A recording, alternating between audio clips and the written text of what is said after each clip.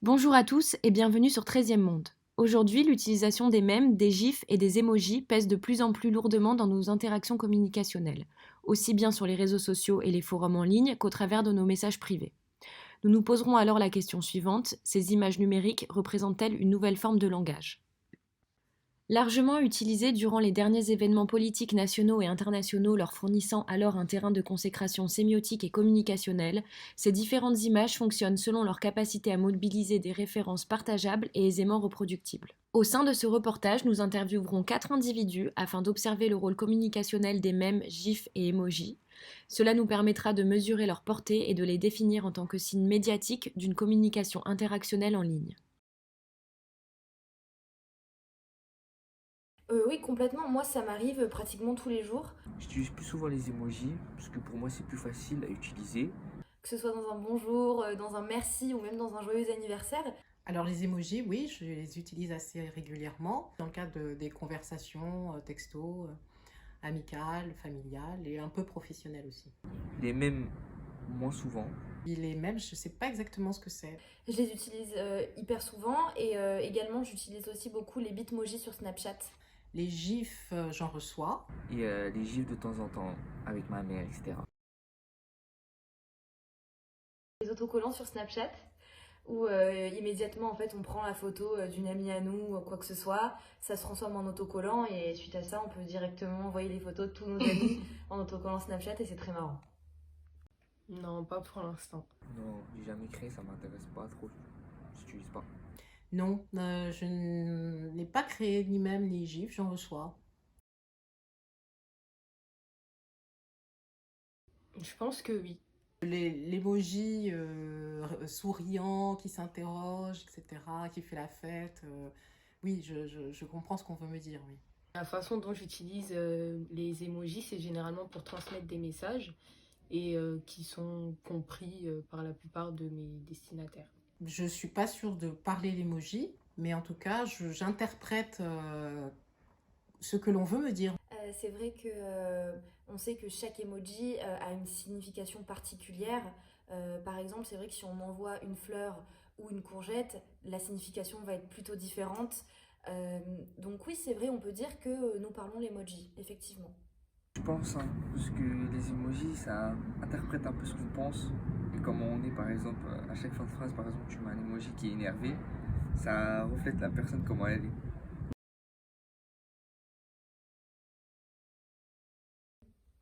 Généralement, quand la situation est un petit peu gênante, ou on sait pas trop quoi répondre à la personne, oui, on peut effectivement envoyer un smiley, un mème, un gif. En général, c'est lors de discussions avec des amis.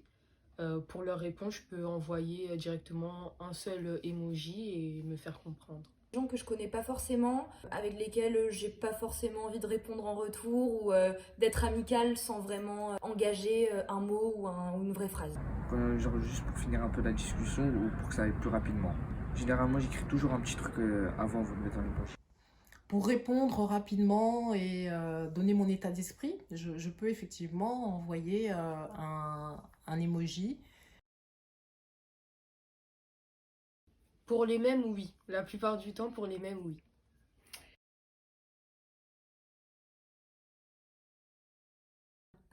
C'est vrai, notamment sur les discussions sur Instagram. J'envoie régulièrement à mes amis des mèmes ou des gifs. Joyeuse, exprimer le rire, la gaieté, l'ennui, le stress.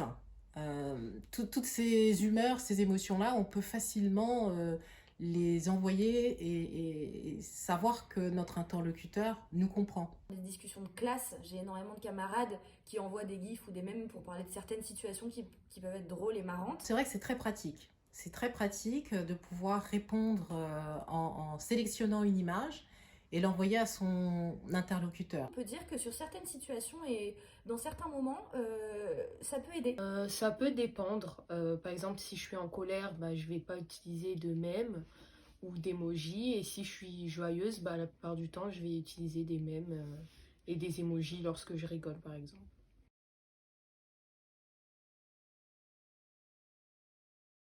Honnêtement, déjà les personnes plus jeunes, c'est évident qu'ils l'utilisent. Et c'est vrai que avec mes parents, par exemple, on pourrait penser que je n'en utilise pas forcément, alors que ma mère est complètement addicte des emojis. Elle en envoie à peu près 10 dans une phrase. Donc c'est pour toutes les générations. Uniquement avec des personnes de mon âge. Uniquement. Personne un peu plus âgée, c'est plus compliqué. En vrai, j'utilise avec tout le monde, que ce soit ma famille, mes amis. C'est pour tout type d'âge en vrai. Mais les emojis, etc., j'utilise plus avec ma mère, etc., mes amis, parce que les gifs et les mèmes, elle connaît pas trop. Non, enfin, je les utilise alors sauf ma mère peut-être, je suis pas sûre qu'elle comprenne, mais sinon oui, peu importe la génération.